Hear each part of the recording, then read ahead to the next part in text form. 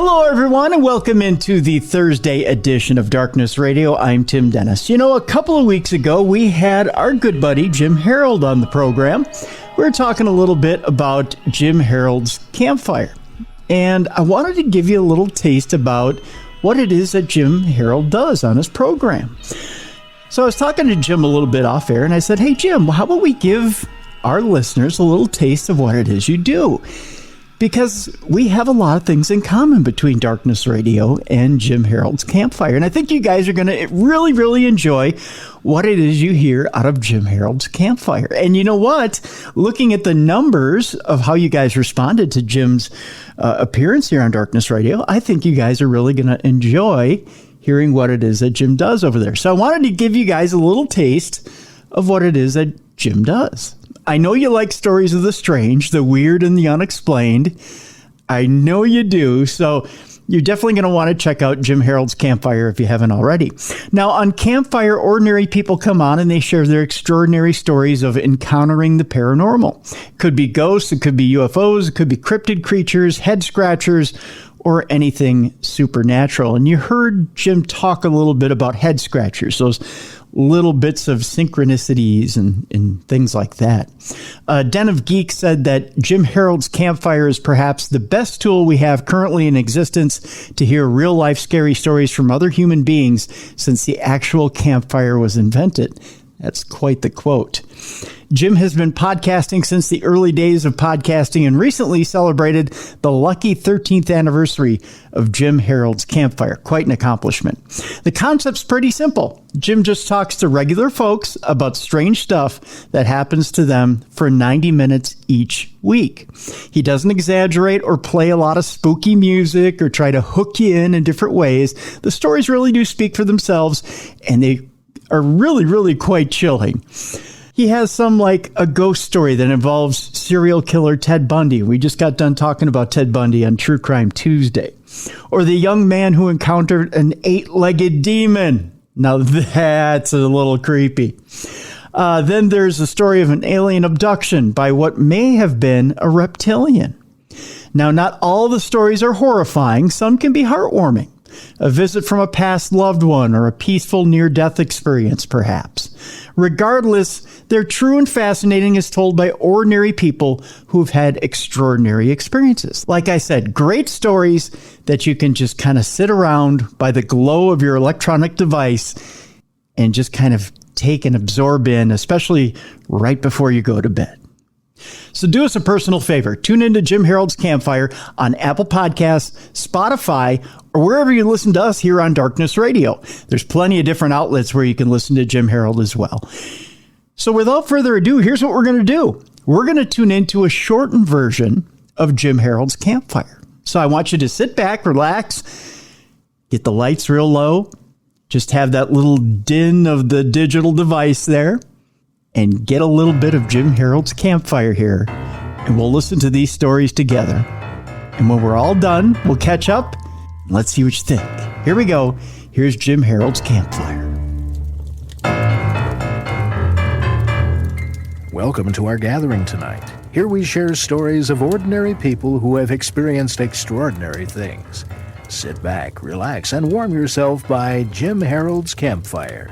Welcome to this special edition of Jim Harold's Campfire. I am Jim Harold, so glad to be with you and to be featured on the feed of this august podcast. And if you've never heard the Campfire, what we do is we share true stories from real people about their strange experiences. Could be ghosts, could be cryptid creatures, UFOs, or my favorite, the stories that don't fit a category. They're called head scratchers. And we're so glad to be with you today. And what we've done is we've put together a sampling of some of our best stories from the last year to give you an idea of what the show is all about. So if you enjoy what you hear, I hope that you will subscribe to Jim Harold's Campfire, except no imitations. The show's name is Jim Harold's Campfire. And we thank you so much. And I hope you enjoy these incredible campfire stories from the archives of Jim Harold's Campfire. Next up on the Campfire is Lily calling from my home state, Ohio, and we are so glad to have her with us. Her mom, Jen, told her about the show, and Lily has become a loyal listener. So, Jen, we appreciate it very, very much. And that's what happens. You know, when you see things span a generation, a daughter tells a mother tells a daughter, a sister, an uncle, whoever, or a friend tells another friend. And then not only do we get more listeners, we get more great stories like the one we're about to hear from Lily. Now, Lily has worked in a healthcare environment, and I'm fascinated by these kind of stories. We've had stories in hospitals and things in the past, and I can't wait to hear this one. Lily, welcome to the show. Thank you for joining us from Ohio, and tell us what happened. All right. Well, thanks for having me, Jim. Yep, like you said, this was in Cleveland, Ohio. At the time, I was working in a very large hospital downtown. I'm a respiratory therapist, so we do all kinds of stuff. At the time I was working in the ICUs, we managed the ventilators, the life support machines. Sure. And when these patients have to, real critical ICU patients, if they have to be transported to like X-ray, CT scan, you have to have a respiratory therapist accompanying you with the portable ventilator. So on this day, I was assisting getting a patient to the CAT scan, and I'm rolling the portable ventilator. And so we roll into where the elevators are, and there's on the right, there's a large cargo elevator. And then on the left, there's a couple of smaller passenger elevators. And we're taking the larger elevator, and the doors open, and we back in. So like I kind of go in first with the nurse at the head of the bed, and at the same time, there's a small group of people loading into one of the passenger elevators. And then, so, we're backing in into the elevator, and I kind of have like my back against the wall of the elevator. And then this other group of people, there's probably like 5 or 6 people getting into the passenger elevator, and they walk in, and at the back of that group of people, I see someone who looks very familiar. It was me. Whoa. Essentially. And I'm looking at this person, and I'm just like staring, and we're making eye contact. So like we're staring at each other, like with the same expression, like, am I really seeing this? What's happening? And then the door to the big elevator that I'm on with the patient and a couple of nurses and the doctor and everything, it starts closing, and, it's sliding shut. And I'm like leaning as far as I can to the side to maintain eye contact with this other me, because I'm just so like weirded out, and like, what am I looking at right now? And I'm leaning, the door's finally shut, and, we go down to the basement, and, we get the patient where they need to go and everything. And this whole time I'm thinking that was really strange. So I let me make sure I understand, and make sure the listeners understand. You were loading a patient for transport onto a freight elevator. Essentially they are. Across the hall is the passenger elevator, where you would just normally go up and down the floors if you weren't transporting somebody. You're facing out towards the passenger elevator. You're looking, and you see yourself looking back at you. Yes. And this myself looking back at me is at the rear of this small group of people, like 5 or 6 people. So it's like, it's not like I'm looking at a mirror image or anything. There is a group of people. And that's why I was kind of like bending over as much as I could to, get the most time viewing of this other me that I can, because I'm just so weirded out. It was like the weirdest thing. I wasn't expecting it. It caught me off guard. It was strange. So Yeah, yeah, super weird. So it doesn't end there too. So that eventually, the day's busy and everything. I kind of, stop thinking about it. And then at the end of the day, I I clock out. I walk with the usual group of people I do to the elevator to go to the parking garage, to go home. We go into one of the small elevators across the way from the freight elevator, the cargo, the big one. At the same time, there are a group of workers still on the clock rolling a patient into the cargo elevator, backing in, and I go into the passenger elevator, the smaller one, and I'm at the back, and I can see across the way into the cargo elevator, the big one, and there is this person standing at the back of the elevator, rolling the portable ventilator, and it's myself again. Whoa! Like it's like another. And then the door to the big elevator starts closing, and this person in the cargo elevator, the very similar person to me, leaning over, trying to get the best look of me in the passenger elevator as they can until the door's shut. And same thing. I'm just kind of staring at him like this. It's another me staring at me from across the way I can't look away either. Like we're making eye contact and just kind of staring with no expression at each other. And, finally the now elevator I'm in, the small one, the passenger one, that I'm in with a group of my coworkers, and we're going down to the parking garage. I just kind of was taken back for a second, thinking, okay, this was in the same day. That's amazing. That's amazing. Yeah, this was just maybe 5 or 6 hours earlier from when I was leaving work. And first of all, of course, I wasn't expecting the first thing to happen. And then I see it again. So I'm like, okay, did I just see my doppelganger? Did I have did I time travel? Well, I was about to say, it seems like the first time you looked into the future and saw yourself in the passenger elevator. And then when you were actually in the passenger elevator, you were looking back in time and seeing yourself transporting the patient. Yeah, that's exactly it. Wow. Everything, it was like, the same group of people. I kind of, I didn't pay attention to many details or anything, but it was the same kind of circumstance, the same kind of, they backed into the elevator. There was the same amount of people transporting the patient and so on.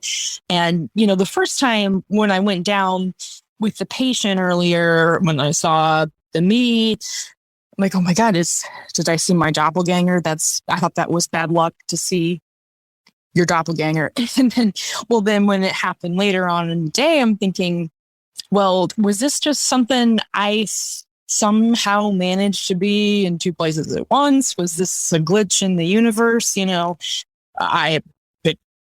It could be really. To this day, I'm still, bamboozled by it. This was several years ago. I get it. I get being bamboozled. The closest thing I've ever heard to that, or one of the closest things, I've heard a couple things, but the one that comes to mind was a Campfire story, but there were years separating it. And basically the story was this, and you may or may not have heard it.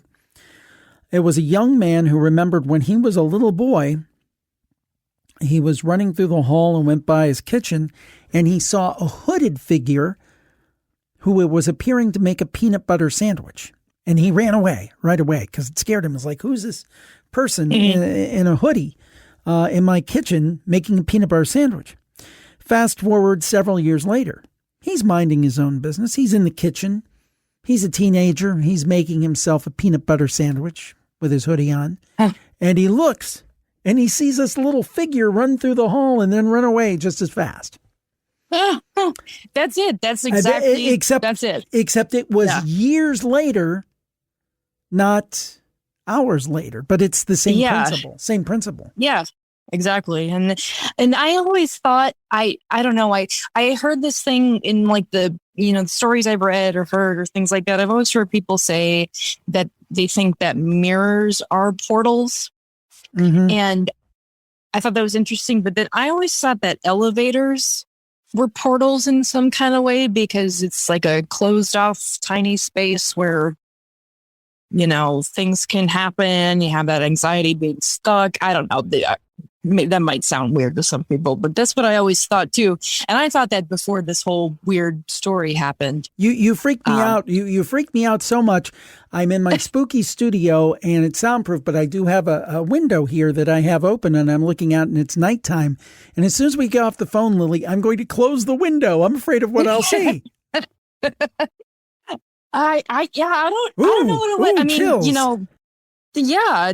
I mean, my mom who introduced me to you, she was always very spiritual. She still is. And that piqued my interest, kind of passed down to me and everything. So that might be why that happens. But I've had various other interesting things happen like that. This was probably one of the weirdest. I think so. Lily, this is an instant Campfire classic story, all-time great story. And nice. Thank you so much for joining us tonight on the Campfire and sharing it with us. Oh, absolutely. Thanks for having me. It was fun. Mary is on the line from Austin, Texas, and we're so glad to have her. She's been listening, I think, for about a month now. Mary sent me her story, and I read it, and my jaw dropped. I'll say no more. I don't want to ruin it. Mary, thank you so much for sharing this story with us. I was kind of like, whoa, when I read it. So tell us what happened. It's a head scratcher. Okay. So this took place back in about 2006, 2007. So my son at the time was probably 2.5, 3. I can't remember exactly when, but he was at that stage, where he was just starting to talk. And he was at that stage, where you can have adult conversations around the little kids and they don't really know what you're talking about. Right. So this will be good to know later on in the story. So just a little background. At this time in my life, I had a corporate job. I was traveling all the time. And I live in Austin. So you're forever connecting through Dallas to get back home. And so I would always arrive home late at night. And so I'd have to drive home late at night. Well, on the way home, my guilty little pleasure was listening to Coast to Coast with George Norrie. Sure. And so it scared me to death because at the time I was a new mom. Anything scary, anything it really scared me. And I would be up at night if I listened to it, but I just was so intrigued by it. And that was the only time I had to watch it. So this one particular night I was driving home and George was talking about reptilian people. And I had never heard of this before. Of course, after that night, I Googled it and did all kinds of research. And, he was presenting some pretty good, compelling evidence that, they're out there. And, he was claiming that there were famous people and politicians that were actually reptilian and that people had witnessed them changing their form and that they could shape shift and there were eye account witnesses that were saying this. And so I was, taken aback a little bit. Sure. So that night didn't get much sleep. Went to work the next day, didn't have to travel. So that night, and this is where our story gets good. My husband and I and my son at the time were having dinner at the dinner table.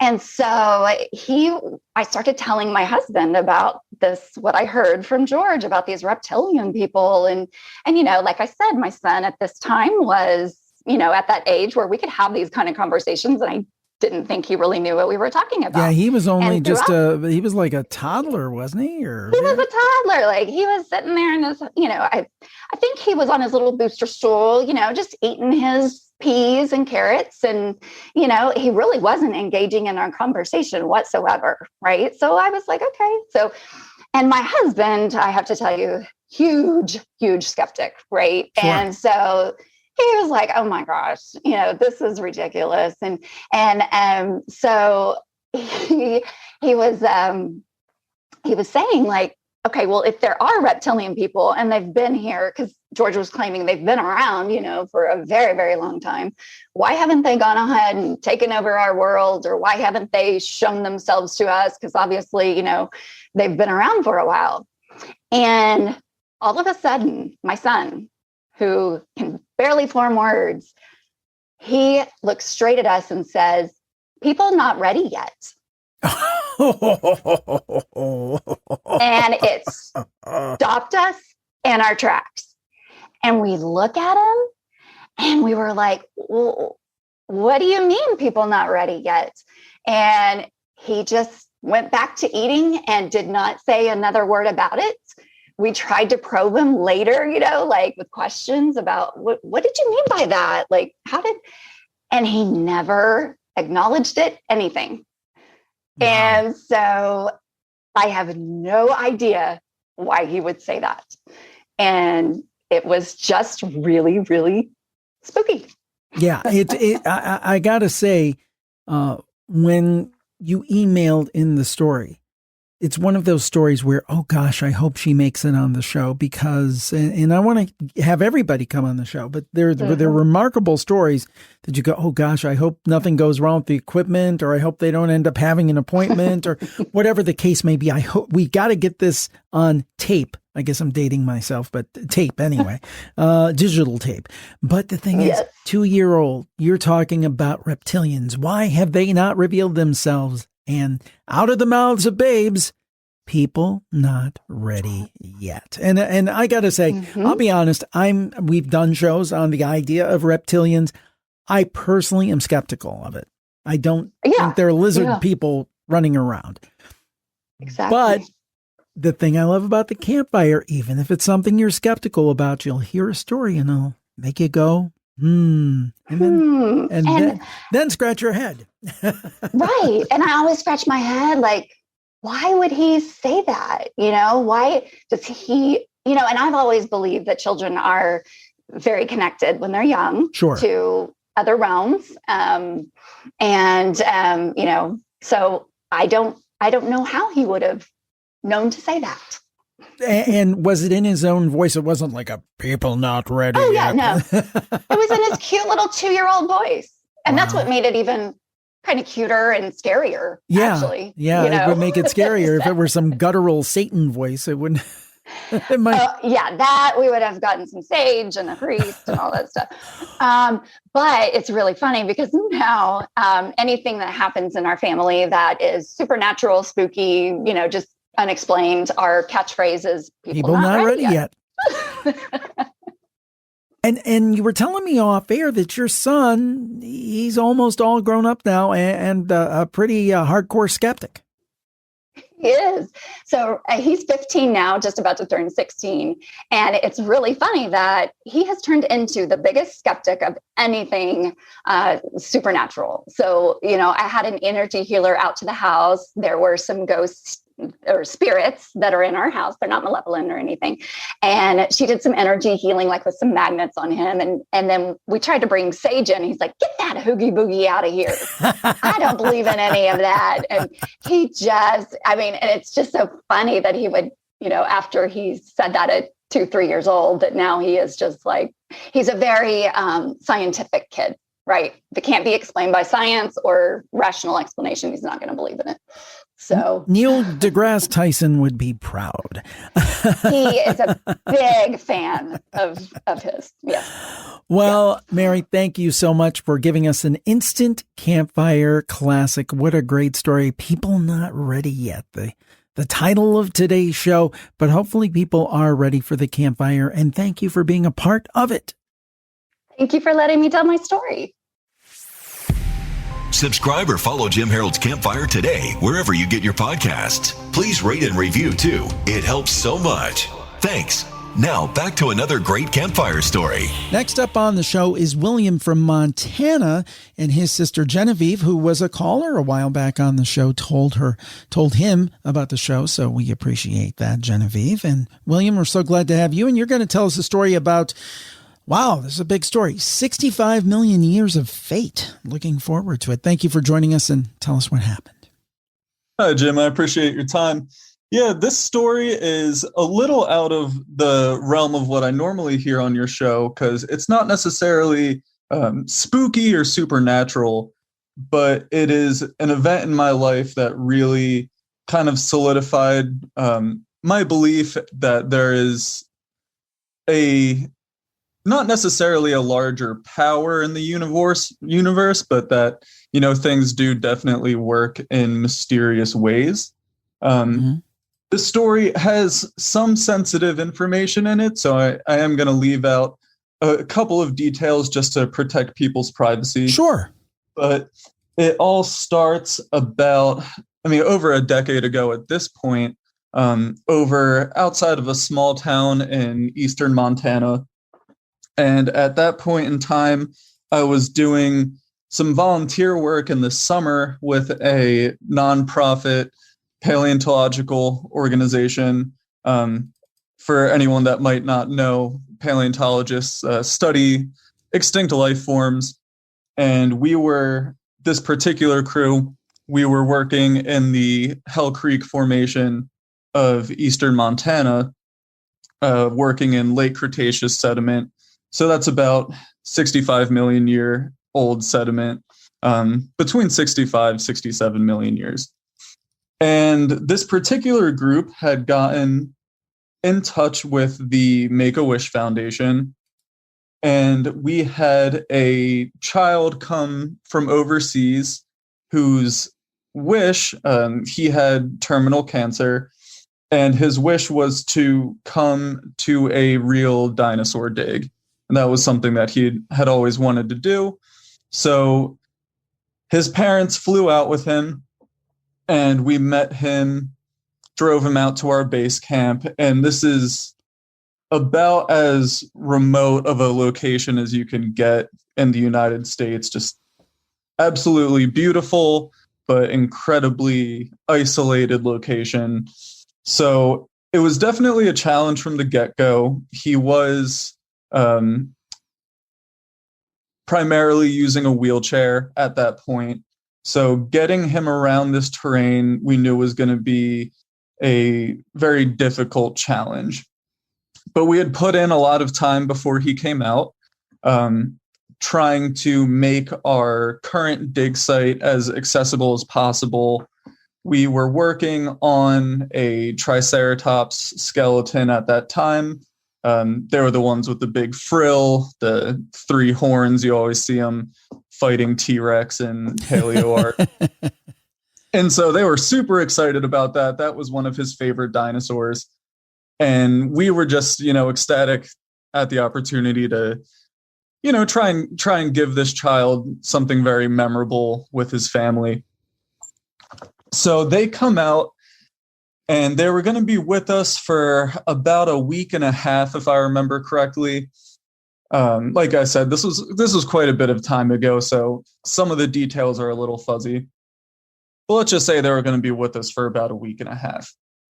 And immediately, as soon as they get there the next day, it is just torrential downpour. And anyone who's familiar with dirt roads in the western states, specifically Montana, the topsoil is made of what's called bentonite, and it's a shrink swell clay. So when it gets wet, it's worse than driving on ice. It's like driving on ice that you also sink into. Sure. So very little amounts of rain make the terrain basically impossible to drive over. And it was a incredibly hot, dry summer. The second that boy and his family got off the plane, it rained for several days straight. And this was just very heart-crushing for all of us there, because we would have people come out and visit our dig sites, and things like this happen. It's very unpredictable, and there's a lot of logistical challenges in paleontology. But there was something very special about this particular child. They had come all the way from Europe to be with us, and this was his wish. And there was just this sinking feeling of disappointment that, they could have done anything really, and they chose to come out here with us, and we weren't able to provide them with the experience that they had wanted because of the weather. And, we tried to make the best of it. And, we would take them around the ranch, and we would have little fires and play music and play board games and show them fossils that we had around our base camp. And you could just tell that he was, even though he hadn't even been to the dig site yet, he was just having the time of his life. And his parents were so appreciative and grateful. And it was just kind of a very strange, magical time of uncertainty, with kind of, Right. you could feel that there was a lot riding on this experience. And we were just dead set on getting this child something special. And so finally the weather broke, and we knew that the roads to our normal dig site were completely impassable. They were, 2 tracks out through the Badlands. We knew that it was going to be impossible for us to physically get this child where we wanted to take him. And so we looked at some of our maps and ended up finding another location that we'd been to several times before, but none of us had ever found anything. But at that point, their time with us was almost over. We were like, we gotta get this family out in the field no matter what. Right. Even if it's, we just got to do something. So we load them up in the trucks, and we end up driving them to this dried up riverbed. Like I said, we'd been there a couple of times before, never found anything, never really devoted much time to it after that. It just didn't seem like it was producing fossils. And we drove him out to this riverbed, and we're like, we're just going to walk up and down, see what we can find. Not expecting anything really. And like I said, this child was in a wheelchair, so that made it very difficult for him to navigate the terrain. And pretty quickly, his father just picked him up out of the wheelchair, put him on his back, and was hiking him through this dried up riverbed. And eventually, the father got tired of carrying the boy and just laid him down on his back, on his side, inside this dried up riverbed. And they were just picking through stones, looking. Most of paleontology is just picking up rocks and looking at them. And is it bone? Yes. Cool. Is it bone? No. Throw it. So we were all doing that, just kind of enjoying the beautiful sunny day. And our big, one of our big code of ethics was, we don't lie to people. So if it's a rock, we're going to tell you it's a rock, and so he is picking up little pebbles and looking at them, all excited. Is this a bone? No. Is this a bone? No. Is this a bone? No.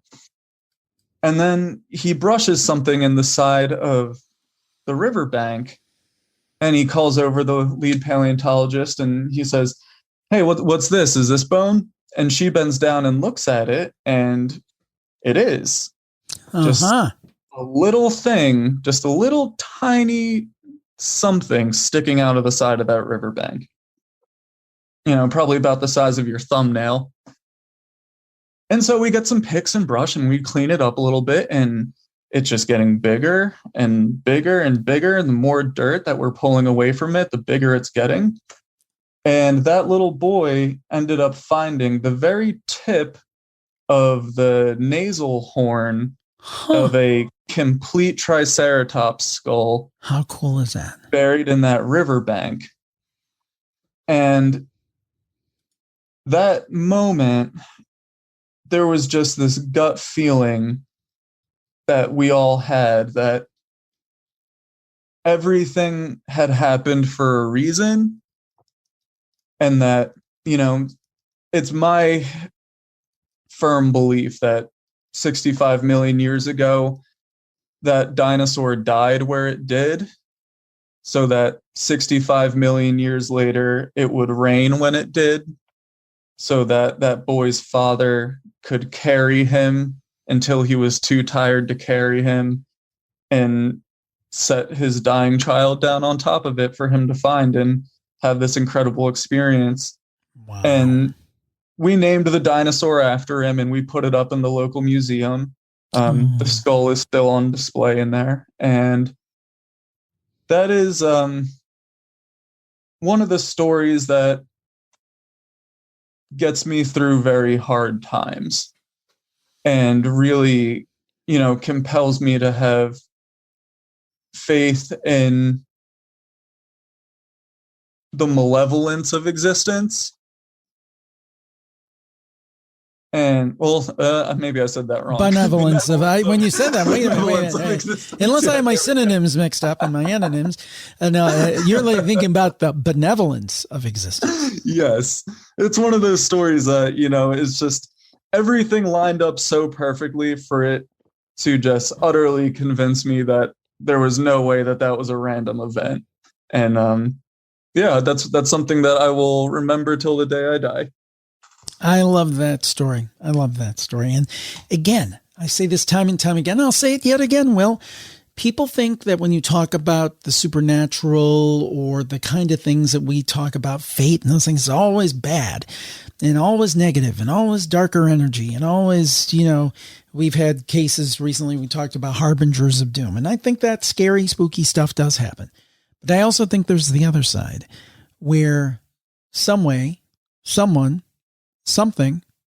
decided that bone needed to be there. So that boy, 65 million years later, yes, could pick it up and experience the joy of a very, unfortunately, short lifetime.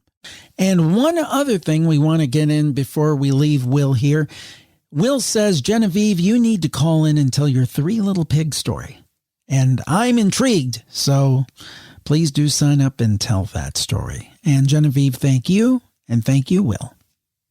Thank you for having me. I appreciate it. Maggie is on the line from Richmond, Virginia. And I got to tell you, she sent over her story and I'm excited about this one. I love it. Maggie, thank you for joining us tonight. I know your mom, Cheryl, told you about the show and encouraged you to listen and call. And thank you, Cheryl. And thank you, Maggie. And please tell us this great story. Well, thank you for having me. So this happened in about the year 2003. I had just moved to Richmond, Virginia with my family, my parents and my 2 brothers. And this was the summer where we found something odd happening in our neighborhood. So we moved to the suburbs and became quick friends with the neighbors. And we had one friend of ours who we were really attached with. She was great and around our age.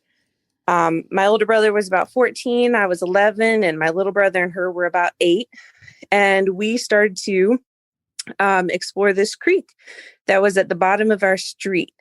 And we would walk through the shallow, muddy water there weekly. We got really used to just being outside that whole summer. And we spent our summer walking the same path one way down this creek. And then we would return after a couple hours of being down there. But one day, my brothers and our neighbor friend walked the normal path down the creek.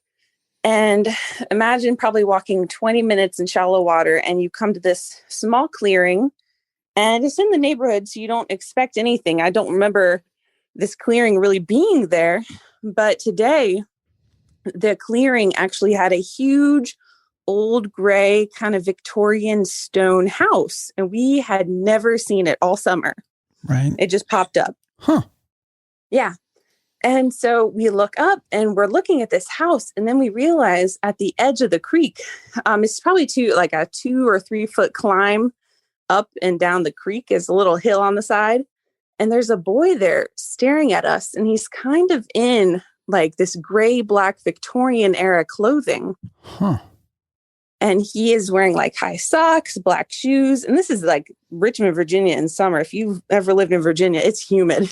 And and we're thinking, what is he doing? He's just looking at us, looks as amazed as we are that we're in his area. We have been there all summer. We've never seen him. We've never seen this huge stone house behind him. It's multiple stories high with like pointy tops. And he's standing there and he picks up this cat that's standing next to him. Like he went over to go get his cat. And we kind of just look at him and he looks scared. So we don't say anything. And we're kids. We don't know what to do. And he turns and starts walking away. And we look around and then we see his mom at the door. It has this huge doorway to the opening of the house. It's kind of an archway with French doors. And she's standing there with her arms crossed. She's also in Victorian clothing, super dark, long dress, the kind that puffs out. And she has her arms crossed, looking stern at him, calling him over to come back. But we can't hear her, but he's acting like he could hear being called back. And so he goes inside, but all of a sudden, it's like within 5 seconds, he was standing in front of us. And then we blink and he's up on the second floor balcony staring at us like he just zoomed inside somehow. Huh. Yeah. And so then we're looking at this house and it's like totally out of place. We're used to just normal suburban houses. It has like multiple pointy tops to it. And we think that is so weird. And we're afraid now because we're into the neighborhood and there's this mom that's mad at us for being in their backyard, basically. Sure. So we leave and we come back a couple of days later and we come to the same clearing. The house is not there at all. Oh boy. Yeah. And we know the path. There's one way in and one way out of the creek. You just follow it. And we look it around and the clearing is there. And we look to the side and there's a tree there now. And it has stone steps wrapped around the base of the tree. Oh. Oh boy. So yes. You guys, you saw into another time, it sounds like. We think so. It was just too weird. And why would stone steps be wrapped around any tree in the neighborhood, just left there? Very weird. Wow, that is wild. Now, what did your friends say about it? I mean, do they recall it in the same way that you do? Well, it's funny. We didn't talk about that for years because we just, as kids, you care about one thing and then you move on. You care about something else. So we go on our adult lives not thinking about this in the slightest. And now we're all in our late 20s and we get together for a party a couple years ago. And we all are sitting around talking about, funny things that happen, weird stories you can't explain. And one of our, I think it was the neighborhood friend, she brought up, well, do y'all remember the house in the creek? And we were all shocked. We thought that was our own individual, dream. We didn't remember that actually being true because we never talked about it again. Right. So we're all telling the story and we're like, yes, that's what he was wearing. Yes, he was going to pick up a cat. And yes, his mom was mad. And then he was standing up in the second floor balcony staring at us. And then, yes, we all remember seeing the stone steps wrapped around the tree.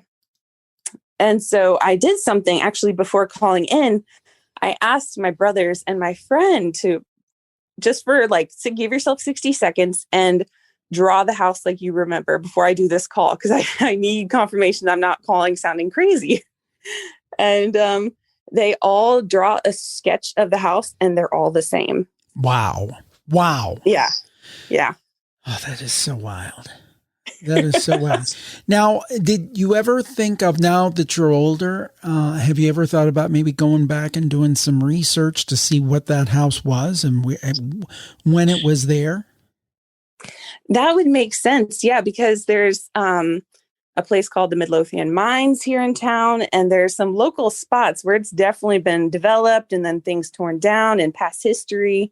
And it's definitely something going on back there because it felt when we were looking at that kid and looking at the mom and looking at the house, it felt like it was some kind of wartime. It was dark. It was just a grim situation. You could tell there were no men around. Like that woman was left alone with her son and she was in a bad situation. So it definitely felt like we were looking at something real in that moment. Well, if you do some more research, please do let us know, because I'd love to find out the facts and figures behind that actual place. And the thing is that I don't know if you've ever thought about it this way, but as strange as it was for you, it was probably strange for the boy too. Now, I don't know how close you were, but he would think, who are these kids in these odd clothes, What kind of clothing is that? Yeah, they didn't know about basketball shorts back then. Yeah, it's like, what are they wearing? I mean, you had to think that maybe in the reverse, it was kind of spooky for him. And maybe he was seeing your side of time as well, that something had temporarily opened up. That is so wild. Yes. Oh, they seemed more scared of us, really, than we were of them. We were just confused. They were actually looked terrified. Oh, man. I'll tell you, I really believe, Maggie, that the nature of our reality is so different than we understand that I don't doubt these things unleashed. This reminds me a little of the Roadhouse Saloon story that we've shared so many times over the years, that you're kind of out of time, you're out of space, you're not where we're supposed to be. Years ago, one of our longest time listeners, Sandy, had a story where she was walking and she kind of walked back into time for a short period of time and then she came back. And I think these things happen because I think our reality is somehow layered, or there's things we can't see, or multiple dimensions, or maybe all the time in the world exists at the same time, but we're like on this one track and we can't see it to either side of us, below us, above us, or to either side.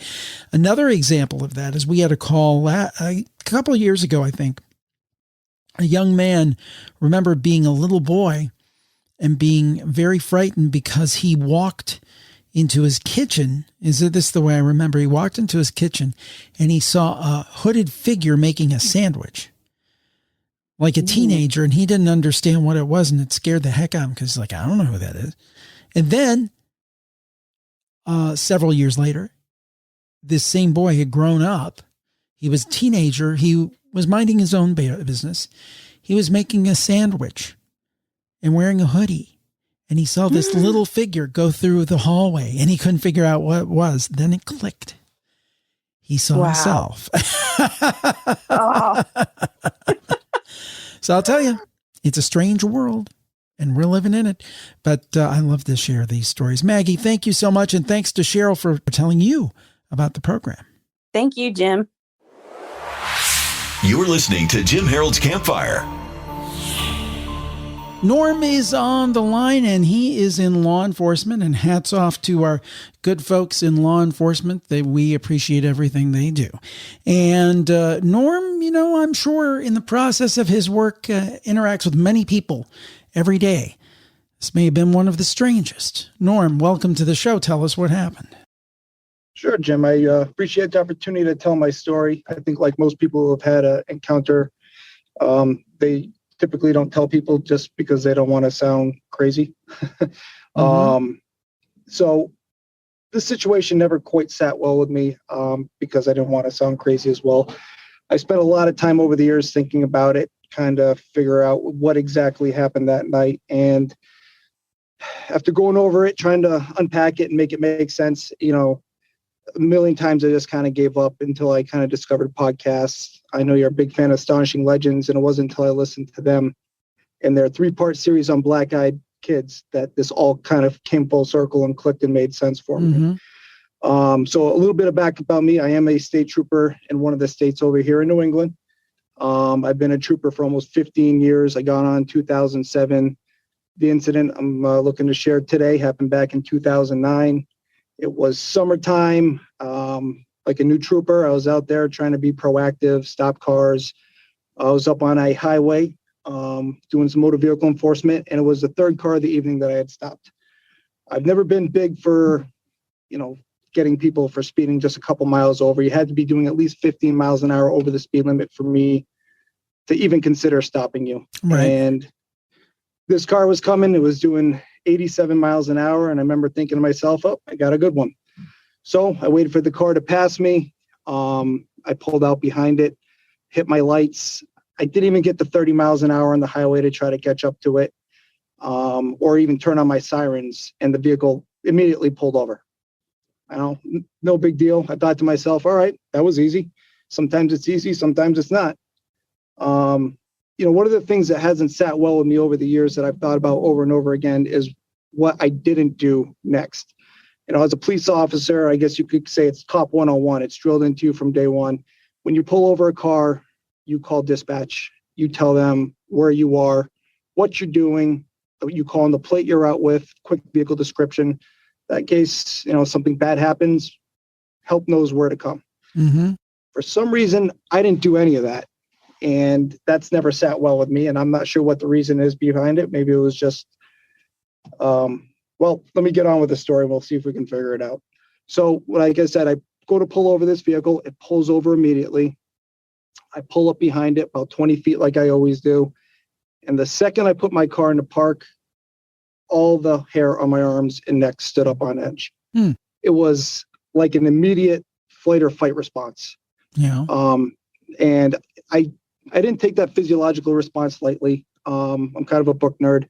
So I literally had just got done reading the book called Gift of Fear by Gavin Becker. And the premise of the book is trusting your gut. It was recommended me by my field training officer when I first got on.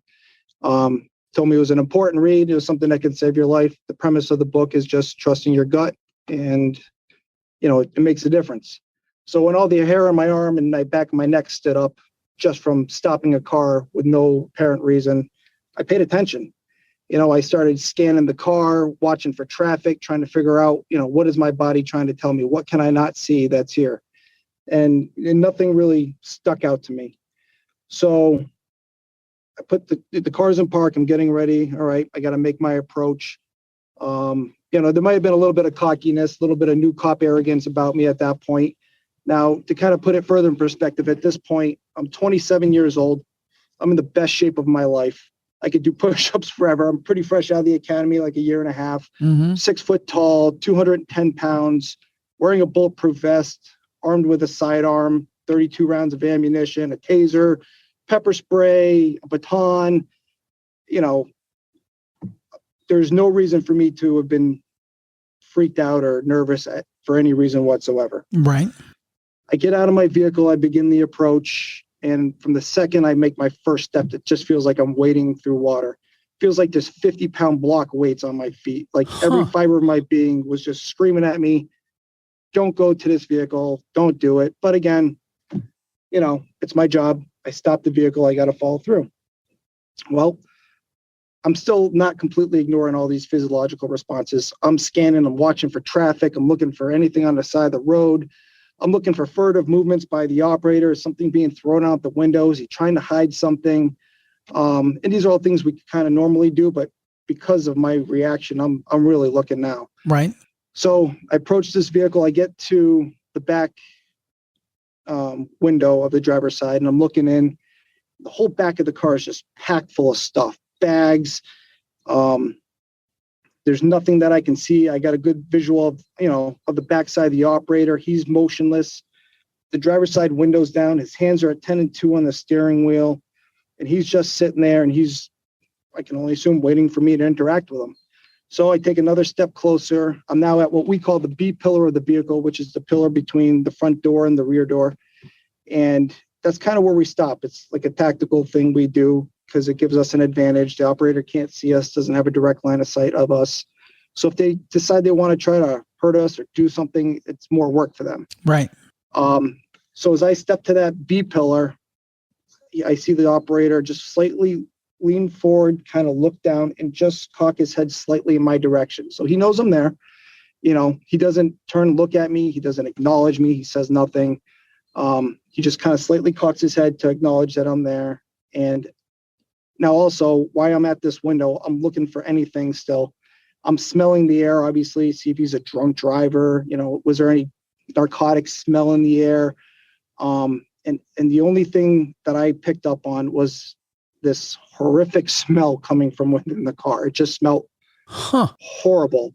And, I hope the audience forgives me. I'm probably going to sound a little stereotypical and maybe a little off, and that's not my intent. I'm just doing my best to describe what I was relating it to.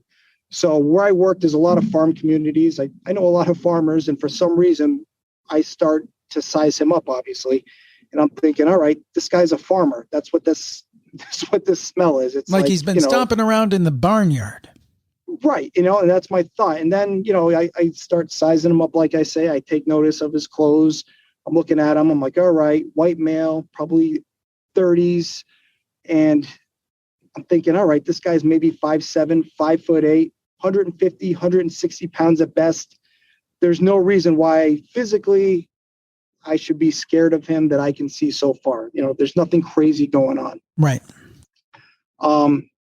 I got this bad smell, and then I noticed his clothing. Again, never really picked up on this before until having listened to stuff after. It looked like he dressed himself from the Salvation Army. Like he looked like he did all his shopping at a thrift store, and there's nothing wrong with that. But again, that also kind of reinforced my idea that this guy might be a farmer. I know farmers, they work outside, they destroy their clothes. They really don't, sorry about that. They really don't care, what they're wearing if they're just ground animals and doing what they need to do. Right. So that was my sizing him up. So I feel like, all right, he knows I'm there. And all this happened in a couple seconds. This isn't like 5 minutes of me standing there in silence. And I finally decide, all right, it's time to interact with this guy. So I introduced myself. And again, I'm just going to throw out a fake name. My name is Trooper Mann with the state police. Do you know why I stopped you this evening? Now, again, he's sitting in his car, hands at 10 and 2 on the steering wheel still. His head is just slightly cocked in my direction. And he just turns a little bit more. So he can catch me out of his peripherals, but he's not looking at me. And he just gets this giant, creepy Cheshire cat grin on his face. Huh. And he doesn't say a word. So I repeat myself, sir, Trooper Mann with the state police. Do you know why I stopped you this evening? Silence. Not a word, not a move, no motion, just a big creepy grin. Sir, I noticed you were doing 87 miles an hour tonight. The speed limit's 65. Is there a reason for your speed? Is everything okay? Silence. No response. Just a creepy grin. Sir, I can tell you were in a hurry. I just need your license, registration, insurance. We'll get you on your way as soon as we can. Silence. No response. Big creepy grin. This guy doesn't move a muscle, doesn't make to reach into his glove box to get any paperwork, doesn't motion for a wallet to pull out an ID, nothing. He is a statue. He just is looking down slightly out the car and grinning. Now, I can't see his whole face because of the way he's kind of positioned himself. So now I'm kind of thinking to myself, all right, is this guy being passive aggressive? Is he just trying to give me a hard time? Is he a sovereign citizen and doesn't believe I have the authority to stop him? So he's just kind of going through the motions. I didn't know what was going on. So at this point, I'm trying to determine what my next best course of action is. So I'm thinking, all right, maybe this guy's not going to help me identify him or even work with me. I'm going to ask him to step out of the vehicle to the back of the vehicle. I'm going to take him into investigative detention and then figure out who he is and why I got this horrific feeling in my stomach and all the hair standing up on the side of my arms and back of my neck. Right. So I tell him, sir, I understand you're upset. It's never fun getting stopped by the police. If you're not going to give me any identifying information, I'm going to ask you to step out to the back of the vehicle with me. Now, when I said this is the first time he gave any indication that he was hearing what I was saying. Almost. His hands were still at 10 and 2 on the steering wheel. He pulled himself forward by using the steering wheel like 2 or 3 inches. And then he turned and he looked directly at me. And when he looked at me, his eyes were completely black. They were just voids. Ooh. Oh boy. Now, I literally put my hand on my gun. I didn't draw it. I took 2 or 3 steps back without even realizing it. Next thing I know, I'm standing in the middle of a travel lane on a highway. Oh gosh. It's 10:30 at night. Thankfully, traffic was, like I said, it's a rural area. It wasn't that busy. And he is just staring at me with these black eyes and this giant Cheshire cat grin on his face, not moving, not doing anything. And I continued to back up. I got all the way back to my car. I corrected myself to get back to my car. I got in my car. I put it in drive, and I'll throw myself under the bus. I probably did 90 to 100 miles an hour all the way back to the police station. I was so freaked out by what I saw. I didn't even realize my emergency lights were still on, red and blues flashing all the way down the highway for 11 miles. I pulled into the back parking lot of the police station, still didn't realize my lights were on, and I sat in my car like, what just happened? A coworker of mine came out, knocked on the window, scared the crap out of me. And it's like, hey, your lights are on. Everything okay? And yep, sure enough, I shut my lights off. Yep, I said everything was okay. And that was my experience. Wow. Now, something people might ask, I think I know the answer, but it wasn't like somebody, people who may be on drugs or something, their eyes may, the pupils of their eyes may get large and dilate or whatever. It wasn't anything like that. It was the whole eyeball, right?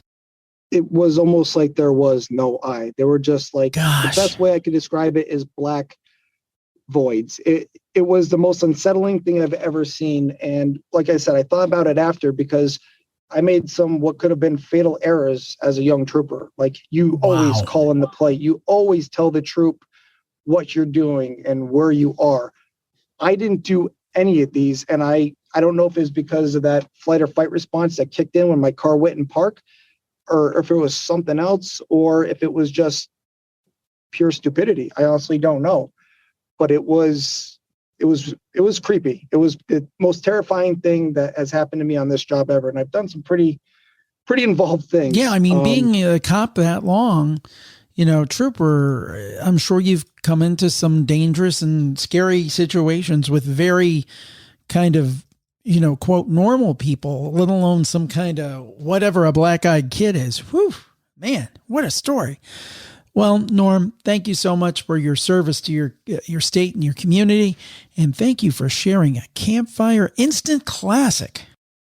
Thanks, Jim. I appreciate the opportunity. You're listening to Jim Harold's Campfire. Sylvia is on the line from California now. I got to say, she is a huge supporter of our shows. She's very much a supporter of our video efforts that we do on YouTube. Check that out at youtube.com/Jim Harold. But she is just one of our star spooktators. We call our video viewers, and she's certainly up there. She's a star in that regard, and we appreciate all of her support. And she has a campfire story for us, and it takes back to kind of childhood years, and looking forward to it. Sylvia, thanks so much for all of your support, and thanks for being a part of the show. Tell us your campfire story. Hi, Jim. Thanks for having me on.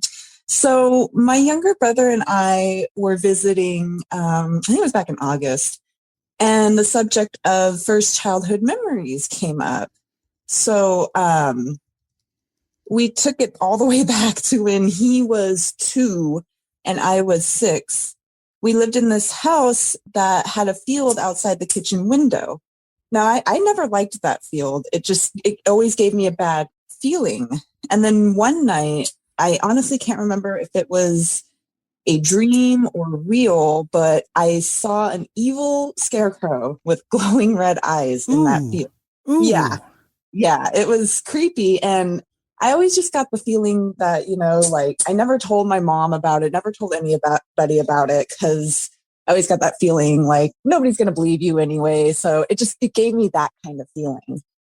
Now, fast forward 20 years later, discussing first memories with my brother, he said one of his first memories was getting a bath in the sink that overlooked that field. Mm-hmm. And he told me that he never liked that field. And and I didn't say anything after he said that, but I said, why? And he said, I don't know. It just gave me a weird feeling. And so then I kind of paused for a second and I asked him, did you ever, see anything in that field?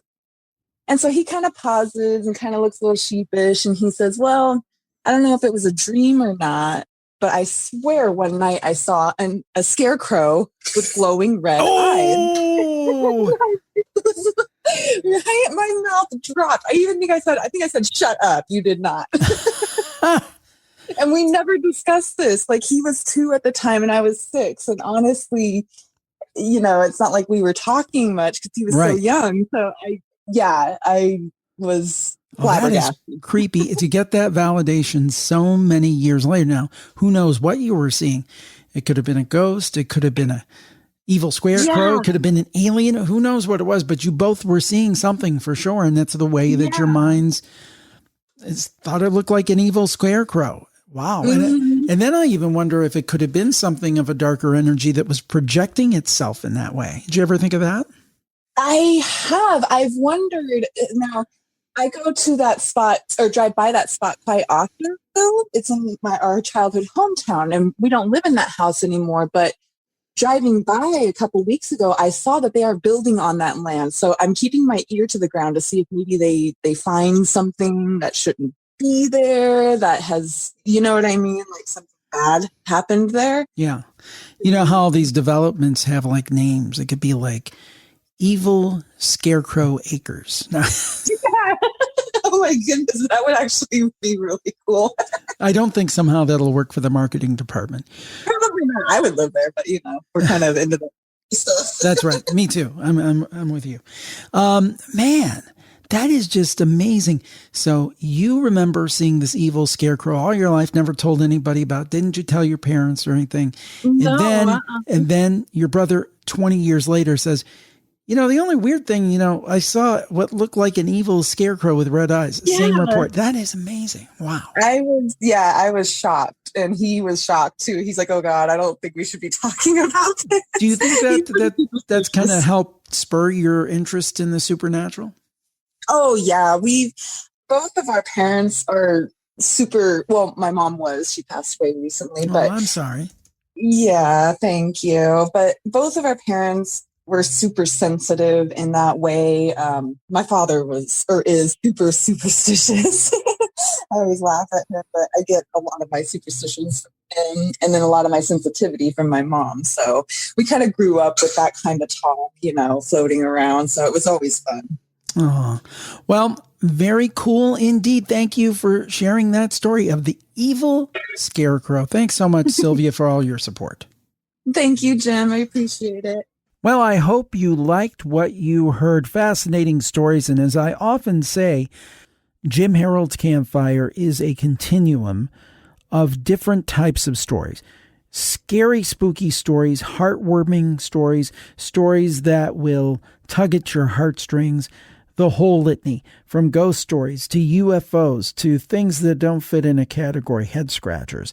I hope that you enjoyed the journey you took today, and I hope you'll join me in continuing the journey of listening and collecting these great stories.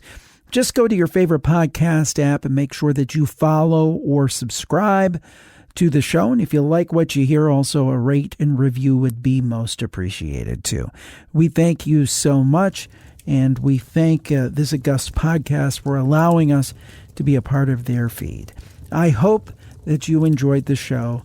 And as we always say on Jim Harold's Campfire, stay safe and stay spooky. Bye-bye, everybody. I hope we talk again soon. You've been listening to Jim Harold's Campfire. Tune in again next time for more stories of ordinary people who have experienced extraordinary things.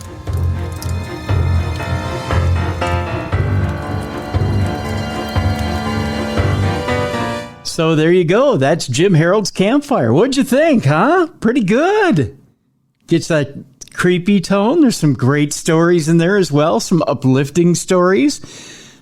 Again, some ones that chill you right to the bone, but then there's those little synchronicity stories. There's some stories from past loved ones, some peaceful stories as well. I got to tell you, folks, I love Jim Harold's Campfire. There's something there for everybody when you listen to Jim Harold's Campfire. And of course, again, do us a personal favor. Tune into Jim Harold's Campfire on Apple Podcasts, Spotify, or wherever you listen to Darkness Radio. Do that for us, would you? And again, I want to remind you, as far as Supernatural News and Parashare goes on Wednesdays, if you have a story you want to share with us, it's real simple. Just write tim@darknessradio.com.